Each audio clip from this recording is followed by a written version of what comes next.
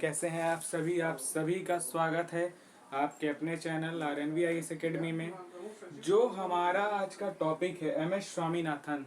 Doctor MS Swaminathan का हाल ही में निधन हुआ। हरित क्रांति के जनक, महान कृषि वैज्ञानिक और ग्रेन गुरु के नाम से इनको जानते हैं।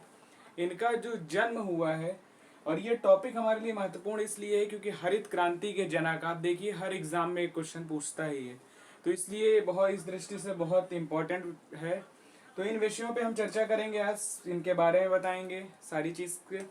तो यदि आप चैनल पर नए हो तो चैनल को लाइक करिए, सब्सक्राइब करिए, शेयर करिए। और ये जो टॉपिक है इसको आप अच्छे से पूरा, इसमें हम आयोग के बारे में भी चर्चा करेंगे, जो स्वामीनाथन आयोग बना था, पूरा अच्छे से कंपाइल करेंगे। एक ही वीडियो में सारी चीज़ें आपको देखने को मिलेंगी। तो आइए चलिए अपने विषय पे चलते हैं।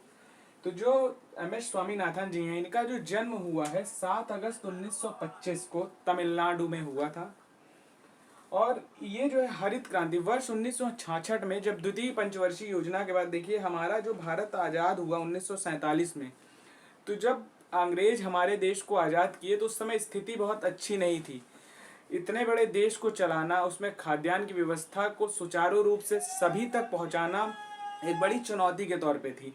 तो उससे निजात पाने और सभी तक खाद्यान्न आपूर्ति हो सके, उस सभी तक पहुंचने के लिए इसको करना बहुत ही जरूरी था।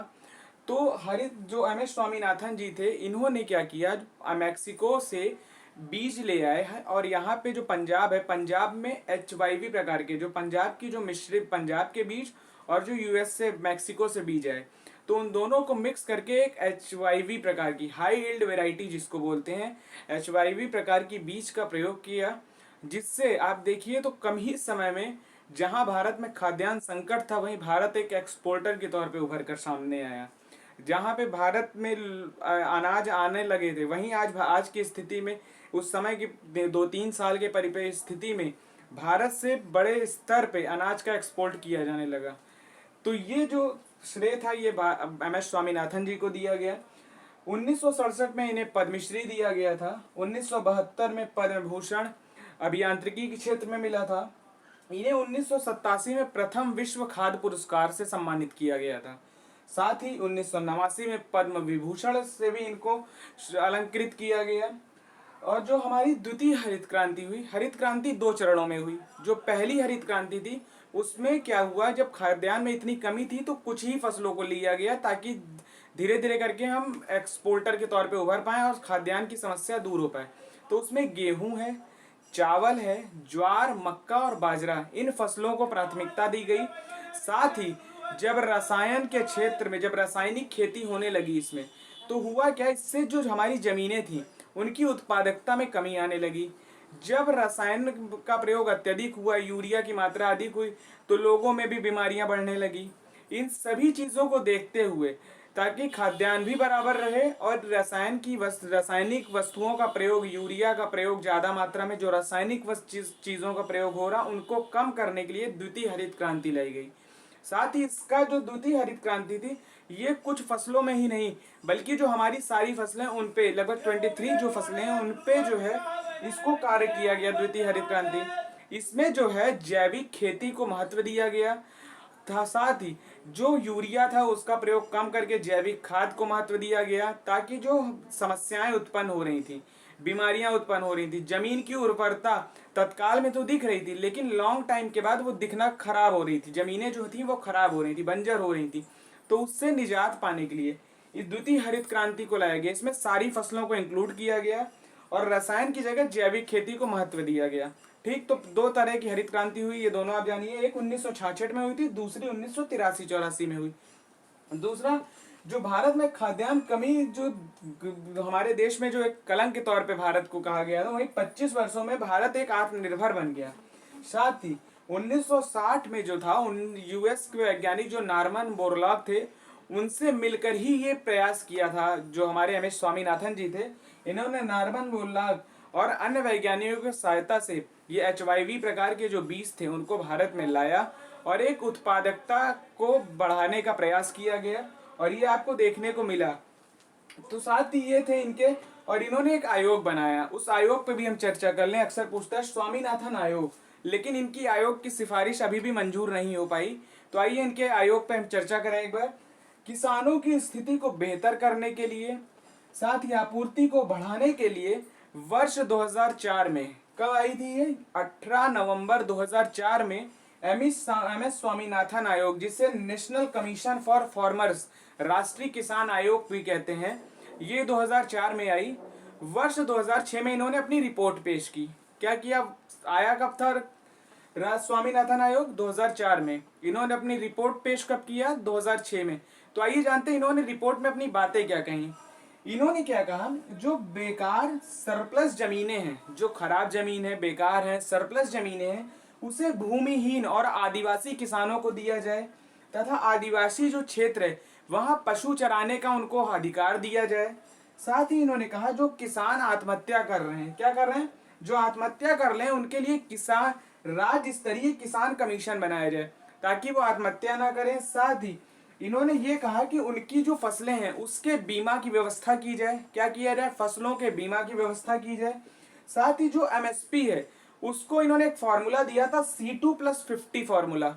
इन्होंने क्या किया, एमएसपी में 50% तक, जो 50% किया जाए, जो हमारी जो लागत है। इन्होंने देखिए जो C2 फॉर्मूला, इस पे भी एक बार समझ लीजिए थोड़ा सा। C2 में क्या कहा, इनपुट कॉस्ट आएगी, साथ ही भूमिहीन का जो किराया है वो C2 है, ठीक, प्लस 50% का मतलब हो गया जो हमारी उपज में आ रहा 50% हमें उसका एमएसपी मिले, ठीक, ताकि हमें नुकसान ना हो।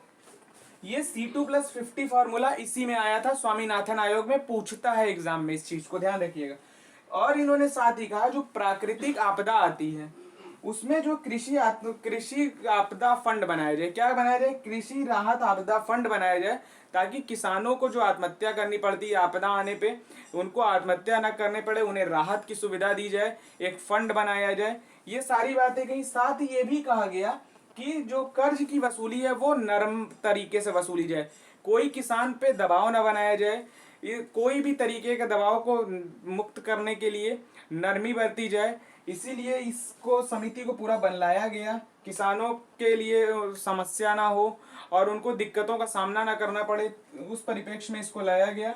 साथ ही लेकिन ये लागू नहीं हो पाई, आज भी ये लागू नहीं हो पाई है। तो ये थी इनकी स्वामीनाथन आयोग की जो सिफारिशें थी, 2004 में आई थी, रिपोर्ट 2006 में पेश किया। और अब हम इनकी किताबों पे बात करें। किताब के अक्सर पूछता है स्वामीनाथन आयोग जो एमएस स्वामीनाथन है, इनकी प्रमुख पुस्तकें कौन सी है। तो एक इनकी पुस्तक है 50 ईयर्स ऑफ ग्रीन रेवोल्यूशन, 50 वर्ष हरित क्रांति के।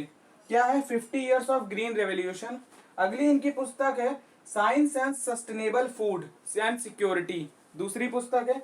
तीसरी है हंगर एंड पॉवर्टी, इनकी तीसरी पुस्तक है, ठीक। तीनों पुस्तक फिर से एक बार नाम सुनिएगा, 50 years of green revolution, next है साइंस सस्टेनेबल फूड सिक्योरिटी, तीसरी है हंगर एंड पॉवर्टी। ये तीनों इनकी पुस्तकें हैं।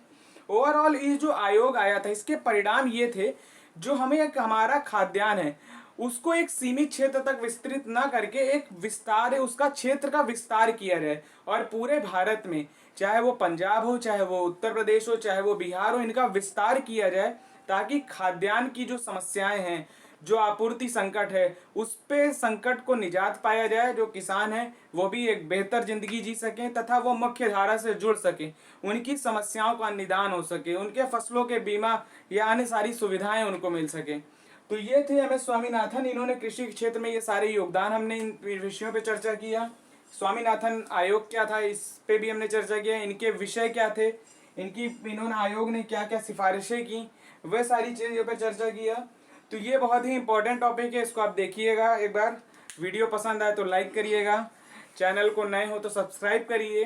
तो अगले वीडियो में आप सभी से मुलाकात होगी, जो प्रमुख वाद्य यंत्र हैं उस पर चर्चा करेंगे। चलिए तब तक बहुत बहुत शुक्रिया, धन्यवाद, आभार, जय हिंद, जय भारत, धन्यवाद।